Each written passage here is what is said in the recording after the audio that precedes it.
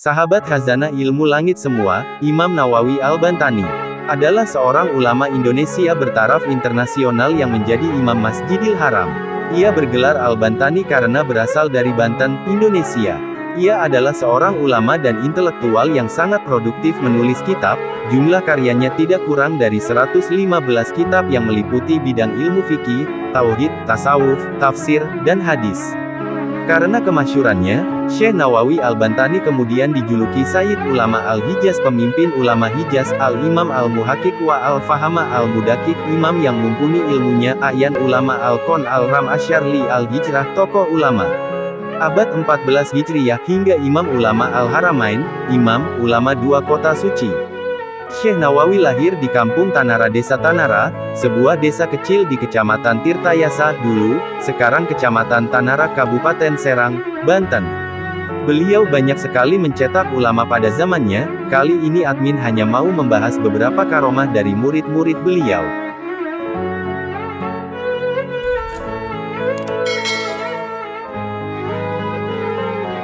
Luar biasa, inilah murid-murid Syekh Nawawi dari Indonesia yang sangat alim dan memiliki karomah yang luar biasa.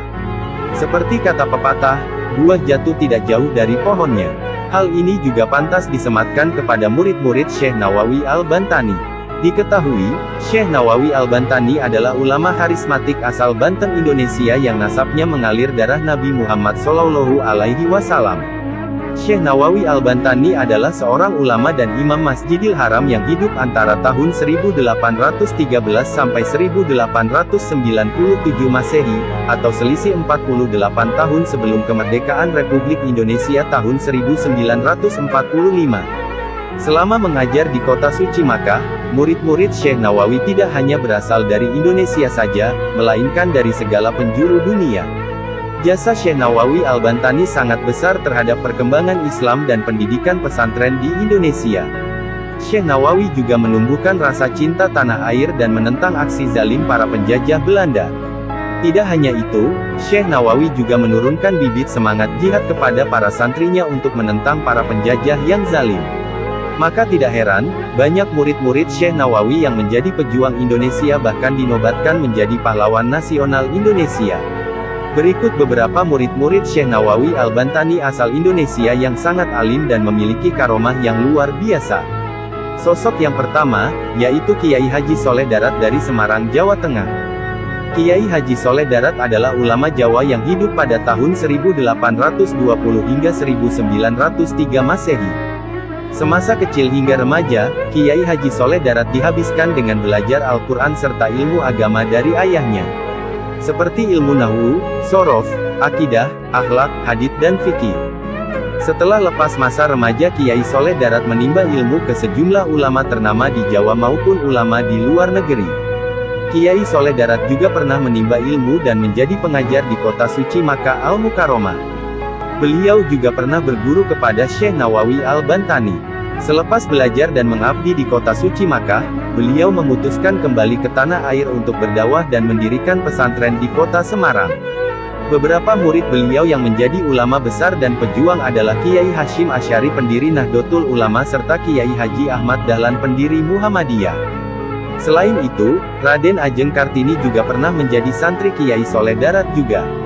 Kiai Haji Soleh Darat dikenal sebagai seorang yang alim, maha guru, dan memiliki akhlak yang luar biasa. Salah satu kitab karya Kiai Soleh Darat adalah kitab Tafsir Faidur Rahman. Kiai Haji Soleh Darat juga memiliki karomah yang luar biasa. Dikisahkan, bahwa suatu ketika Mbah Soleh Darat sedang berjalan kaki menuju Semarang. Kemudian lewatlah tentara Belanda berkendara mobil. Begitu mobil mereka menyalip Mbah Soleh, tiba-tiba mobil itu mogok. Mobil itu baru bisa berjalan lagi setelah tentara Belanda memberi tumpangan kepada Mbah Soleh Darat. Di lain waktu, karena mengetahui pengaruh Mbah Soleh Darat yang besar, pemerintah Belanda mencoba menyogok Mbah Soleh Darat. Maka diutuslah seseorang untuk menghadiahkan banyak uang kepada Mbah Soleh, dengan harapan Mbah Soleh Darat mau berkompromi dengan penjajah Belanda. Mengetahui hal ini, Mbah Soleh Darat marah dan tiba-tiba dia mengubah bongkahan batu menjadi emas di hadapan utusan Belanda itu. Namun kemudian Mbah Soleh Darat menyesal telah memperlihatkan karomahnya di depan orang. Beliau dikabarkan banyak menangis jika mengingat kejadian ini hingga akhir hayatnya. Murid Syekh Nawawi selanjutnya adalah Syekhona Kholil Bangkalan Madura. Syekhona Kholil Bangkalan adalah ulama Nusantara asal Madura, Jawa Timur. Beliau adalah ulama karismatik yang hidup antara tahun 1835 hingga 1925 Masehi.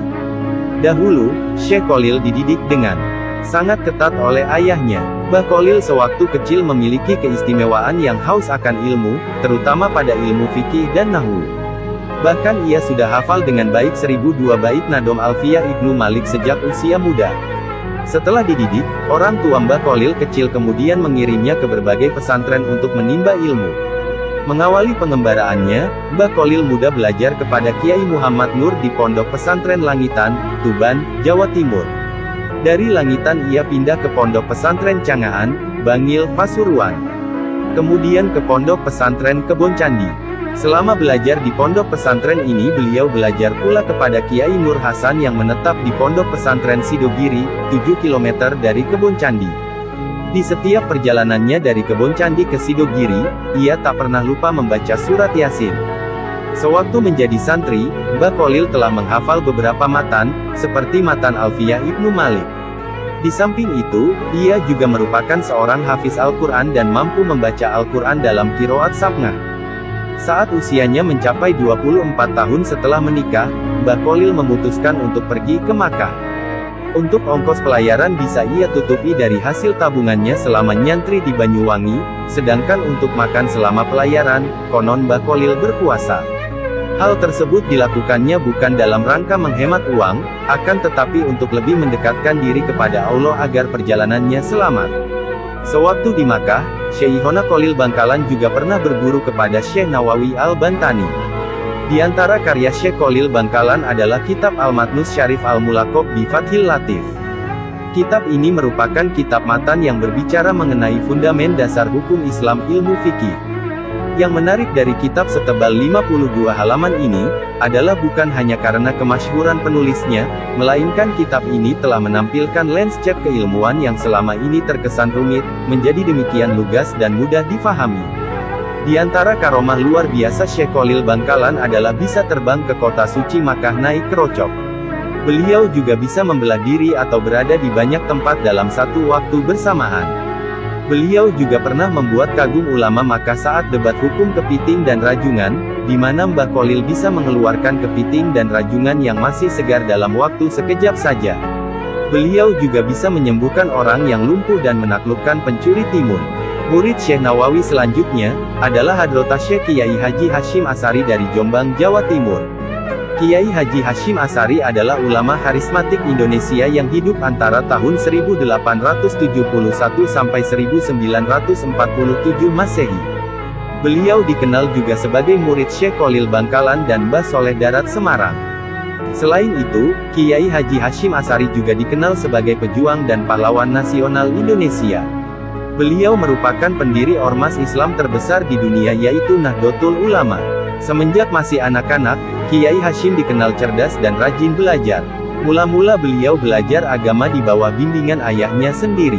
Otaknya yang cerdas menyebabkan ia lebih mudah menguasai ilmu-ilmu pengetahuan agama, seperti ilmu tauhid, fikih, tafsir, hadits, dan bahasa Arab. Beliau juga banyak menimba ilmu kepada kiai dan ulama terkemuka di beberapa wilayah di tanah Jawa. Tidak puas hanya di tanah Jawa, beliau lalu melanjutkan studi di tanah suci Makkah. Pada tahun 1892, Kiai Hashim Asy'ari pergi menimba ilmu ke Mekah, bahkan beliau bermukim di Makkah selama bertahun-tahun dan berguru kepada ulama-ulama Makkah yang termasyhur pada saat itu, seperti Syekh Muhammad Khatib Minangkabau, Syekh Nawawi Banten, Syekh Mahfuz At-Tarmisi, Syekh Ahmad Amin Al-Attar, dan masih banyak lainnya. Kiai Hashim adalah murid kesayangan Syekh Mahfuz, sehingga beliau juga dikenal sebagai ahli hadits dan memperoleh ijazah sebagai pengajar Sahih Bukhari. Kiai Hashim juga banyak menguasai berbagai disiplin keilmuan Islam dan hafal kitab-kitab babon hadits dari Kutubus Sittah yang meliputi Sahih Bukhari, Sahih Muslim, Sunan Abu Dawud, Turmuzi, An-Nasai, dan Ibnu Majah. Beberapa kitab karya beliau diantaranya adalah kitab Risalah Ahlus Sunnah wal Jamaah, kitab An-Nurul Mubin fi Mahabbati Sayyidil Mursalin, Kitab Adab Al-Alim wal Muta'alim fi ma yahtaju ilai al-muta'alim fi ahwali ta'alumihi wa matalimihi, Kitab Et-Tibyan, dan lain sebagainya. Di antara beberapa karomah Kiai Haji Hashim Asy'ari adalah bisa mengetahui isi hati orang. Beliau juga bisa mengetahui mana orang yang berbohong dan yang jujur. Beliau juga pernah bertemu dan menggendong Nabi Khidir alaihi salam. Dan masih banyak karomah lainnya. Selain data di atas, masih ada banyak murid-murid Syekh Nawawi Al-Bantani lainnya yang berasal dari Indonesia dan luar negeri. Di antaranya adalah Syekh Arsyad Tawil Sulawesi Utara, Syekh Muhammad Zainuddin Nusa Tenggara Barat, Syekh Abdul Qadir bin Mustafa Patani Thailand, Syekh Abu Faid Abdus Sattar Delhi India, Kiai Haji Raden Asnawi Kudus, Kiai Haji Abdul Karim Amrullah Sumatera Barat, Kiai Haji Tahir Jamaluddin Singapura, Kiai Haji Dawud Perak Malaysia, dan masih banyak lagi murid-murid terkemuka lainnya.